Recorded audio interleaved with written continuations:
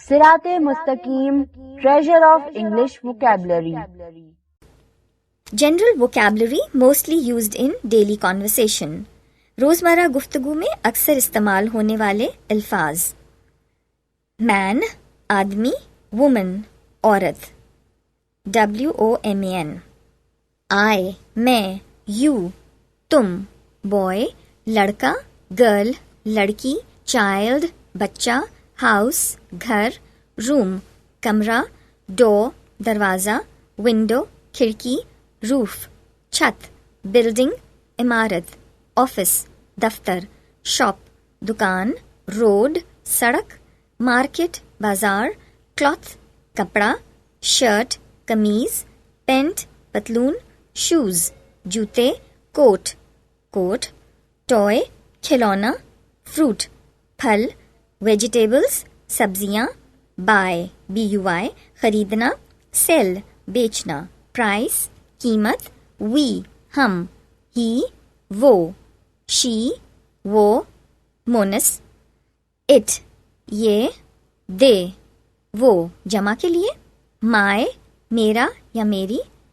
OUR ہمارا یا ہمارے، ہز اس کی یا اس کا مذکر، ہر اس کی یا اس کا مونس، their THEIR ان کا، از ہے، ARE ہیں یا ہو، am ہوں، یس ہاں، نو نہیں، what کیا، who کون، when جب کب، then تب، where جہاں کہاں، here یہاں، there وہاں، why کیوں، your تمہارا یا تمہاری۔ Chapter number 2 short form words مختصر الفاظ۔ انگریزی زبان میں بھی دوسری زبانوں کی طرح ایسے الفاظ ہیں جنہیں سن کر تمام مطلب واضح ہو جاتا ہے، مگر یہ الفاظ لکھنے اور بولنے میں مختصر ہوتے ہیں۔ ان میں سے وقت کی بچت کے ساتھ ساتھ لفظوں کا حسن بھی بڑھ جاتا ہے۔ مثال کے طور پر مدر ممی اور مم کہہ سکتے ہیں، گرینڈ مدر گرینڈ ماں، father dad, grandfather grandpa.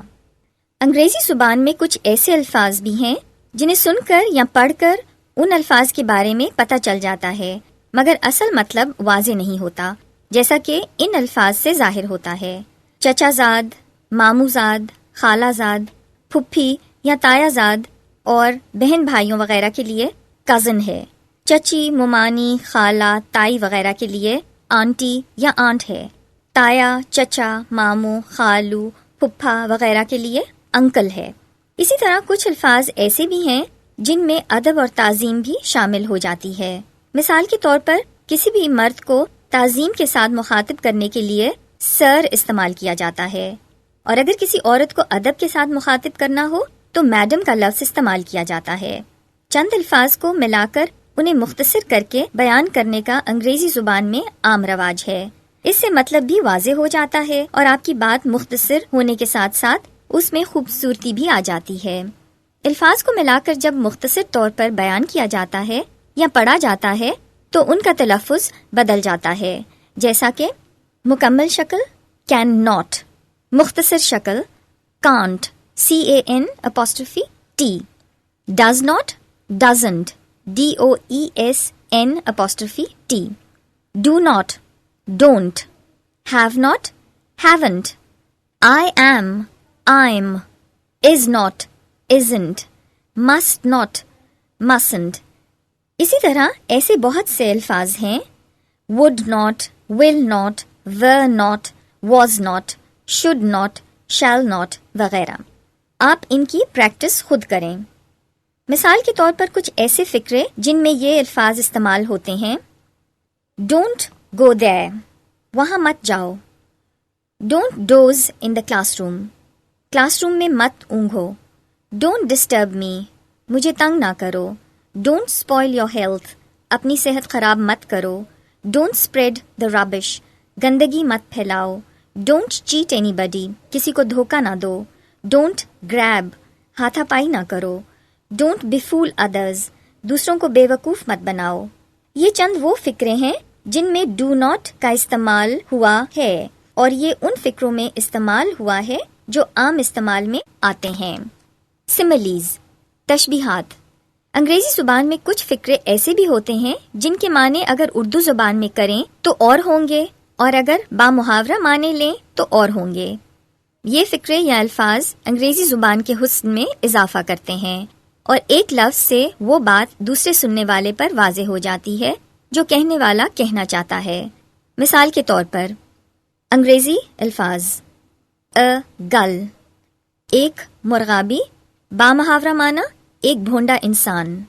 انگریزی الفاظ لیمب، اصل معنی ایک میمنہ، بامحاورہ معنی معصوم بے ضرر۔ بیئر، ایک ریچھ، ایک غیر مہذب آدمی۔ کیٹ، ایک بلی، ایک خراب عورت۔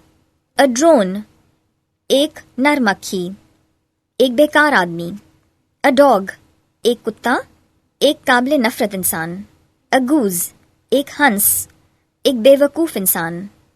ویڈیو پسند آنے کی صورت میں لائک، کامنٹ اور شیئر کریں، ہمارے چینل کو سبسکرائب کریں اور بیل نوٹیفیکیشن کو آن کر دیں تاکہ نئے آنے والی ویڈیوز آپ کو بآسانی مل سکیں۔